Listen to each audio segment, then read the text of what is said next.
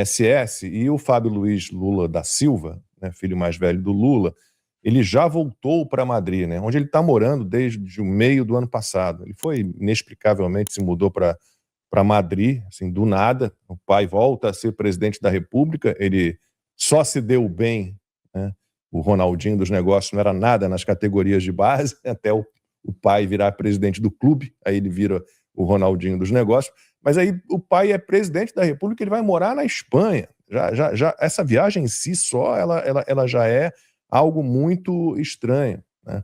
Ele esteve apenas por 3 semanas no Brasil. Se ele se encontrou com o pai, com o Lula, esse encontro não foi divulgado, então há uma estratégia também por trás disso, obviamente, né?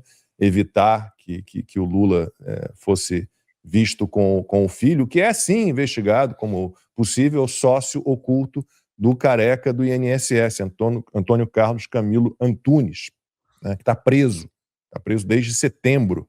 E as ligações do Lulinha com o careca do INSS, elas foram citadas a primeira vez pelo Edson Claro Medeiros Filho, que é um ex-auxiliar do careca do INSS. Tudo o que ele disse à Polícia Federal, aos poucos vai sendo confirmado. A história da mesada de R$300 mil, todo mês, R$300 mil, o careca do INSS depositava na conta de uma empresa da Roberta Luxinga, que é a melhor amiga da Renata, mulher do Lulinha. A história de que o Lulinha e o careca do INSS viajavam constantemente para Portugal já foi também provado, pelo menos uma viagem foi provada, os dois na mesma viagem, né, na classe, ali, na primeira classe, voando juntos, dizendo, não, mas estávamos separados, não temos contato nenhum, né? E o próprio diretor-geral da Polícia Federal, o Andrei Rodrigues, já admitiu, né, em entrevista, e de um jeito muito peculiar, que as investigações sobre as fraudes do INSS envolvem o Fábio Luiz Lula da Silva, o advogado lá do Lulinha, diz não tem nada a ver, não tem nada a ver. Mas o próprio Andrei Rodrigues, de novo, diretor-geral da Polícia Federal, disse, infelizmente, sim, o filho do Lula está entre os investigados. Então você tem Banco Master, fraudes no INSS, PCC, Centrão, PT, cara, é um saco de gatos aí, fedorento demais. Esse acordo era o acordo que já existia antes do Lula ser eleito lá em 2002, né? Ou seja, você tinha uns coronéis cuidando da política, né, e cada um era dono de um pedaço. E, na base, o PT veio em décadas. Né? O PT, quando eu falo, é o Partido Comunista que se repaginou como Partido dos Trabalhadores. Ele veio com um trabalho de décadas, trabalhando a base para poder chegar até onde ele chegou. O que está acontecendo no Brasil agora é um pouco diferente, porque essa base ela foi quebrada, né? Eles já não conseguem mais conversar com a base deles. Então, o Lula sindicalista já não consegue mais conversar com os sindicalistas, o pessoal do PSOL ainda tem muita presença nas universidades, mas não consegue mais falar com o cara da periferia.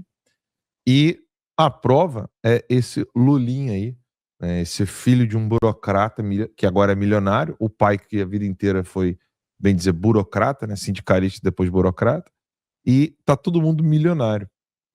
Isso mostra por que no Brasil as pessoas têm nojo de acompanhar a política.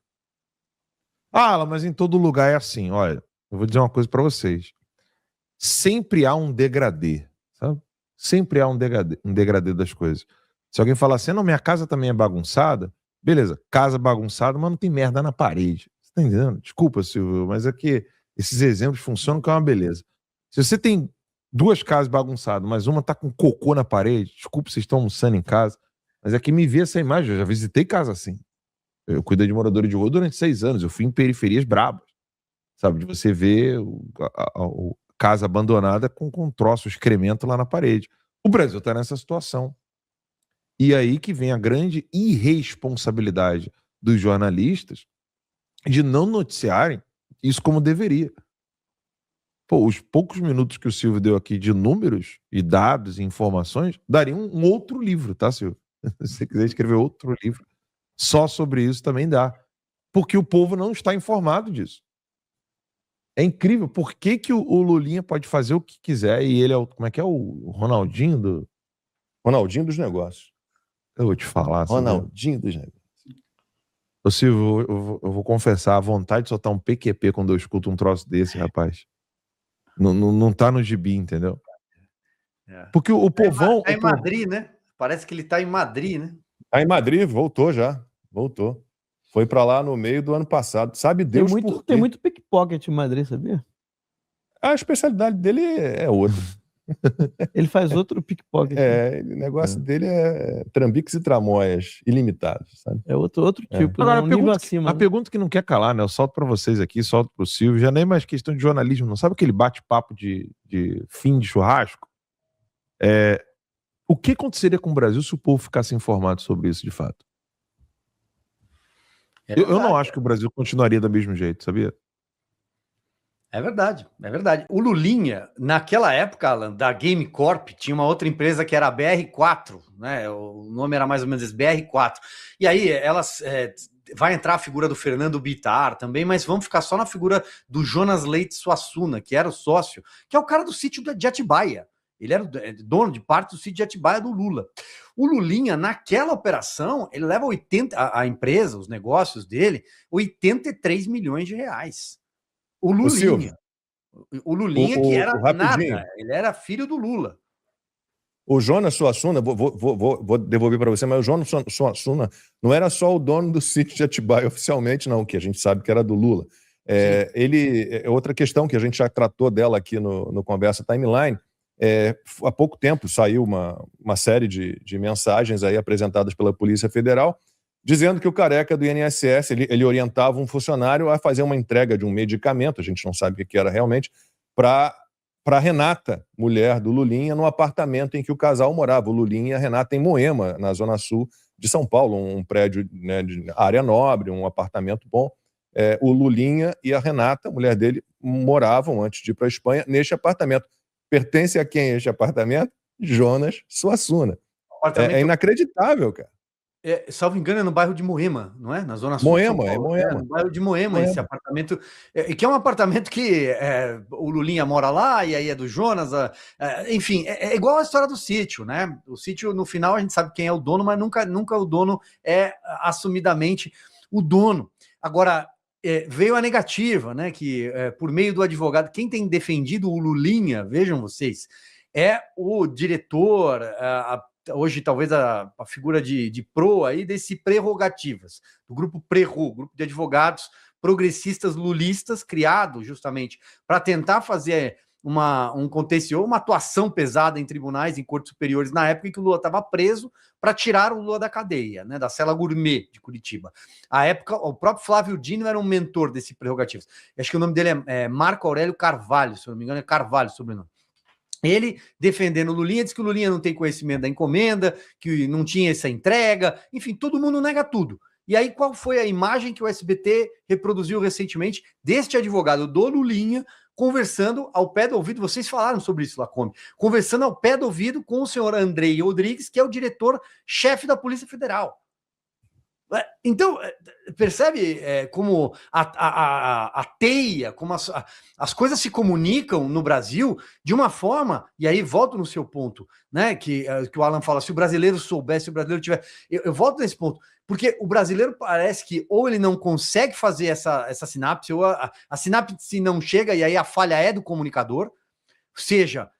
o comunicador que está sendo pago para não mostrar, em alguns casos na imprensa tradicional, seja o comunicador que, do ponto de vista ideológico, também acha melhor, não vou falar sobre isso, é melhor não, é o Lula que está lá, o Bolsonaro volta, aí ajuda a extrema-direita, o bolsonarismo, o fascismo, de alguma forma a comunicação não chega.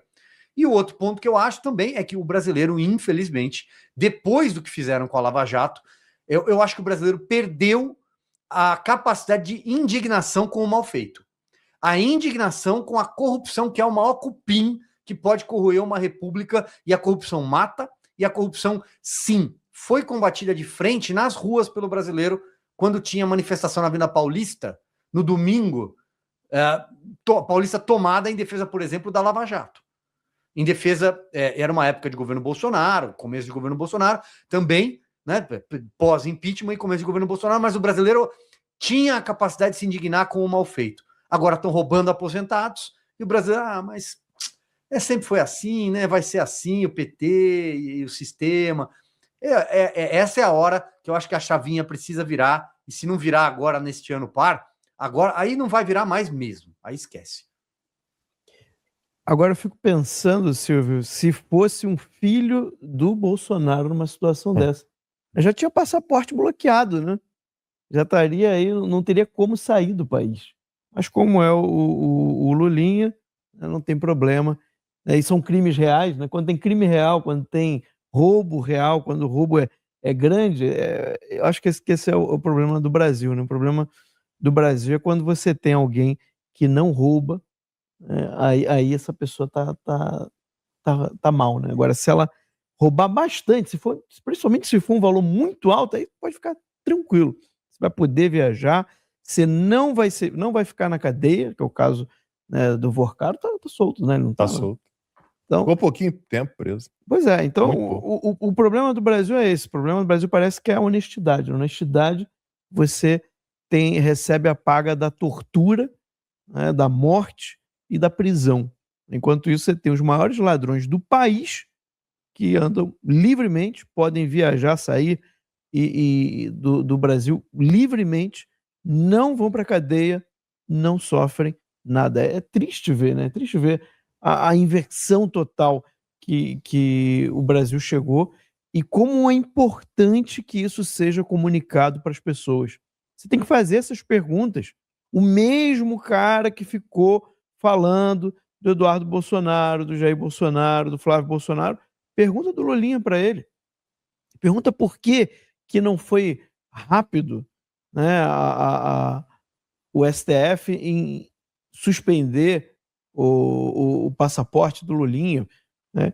É importante a gente fazer esse questionamento. Você não precisa nem dar resposta, mas pelo menos pergunte para aquela pessoa que fica, né, defendendo o PT, que fica aí defendendo a esquerda e tudo que a esquerda faz e acha que o Bolsonaro é a pior pessoa do mundo, né, começa a questionar.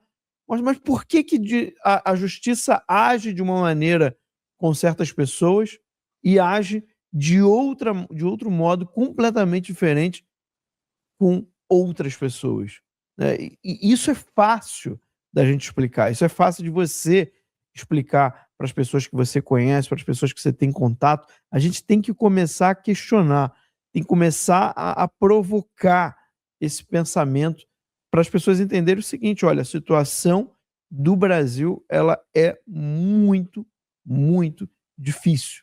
A gente está, de fato, na mão de uma corja, né? A gente está, de fato, as pessoas que hoje estão no poder, né, eles agem como mafiosos. Não tem outra palavra para descrever. E aí eu tenho alguns chats aqui, ó, a Dina Oliveira vai dizer, o Lula vai dizer que o filho dele não é dele. É filho do Bolsonaro.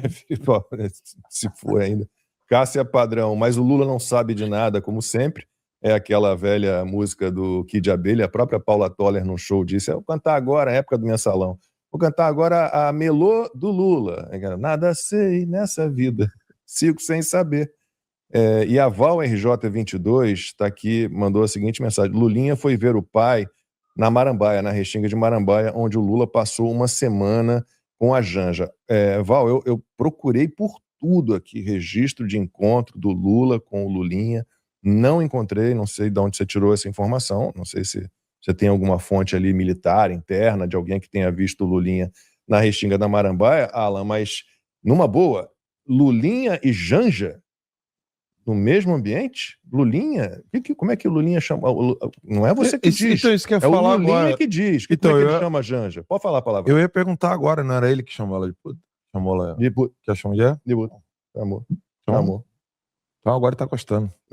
Não sei. Eu não vi, Val. Juro que eu não vi essa visita. E, obviamente, não havia nenhum interesse, absolutamente nenhum interesse do governo Lula em divulgar uma foto, alguma imagem de um encontro entre o Lula e o Lulinha. Pô, o cara não é bobo, né? Não, se algum filho meu estiver envolvido, que se investiga. Aí vem o diretor-geral da Polícia Federal e diz, infelizmente, sim, o filho do Lula está sendo investigado.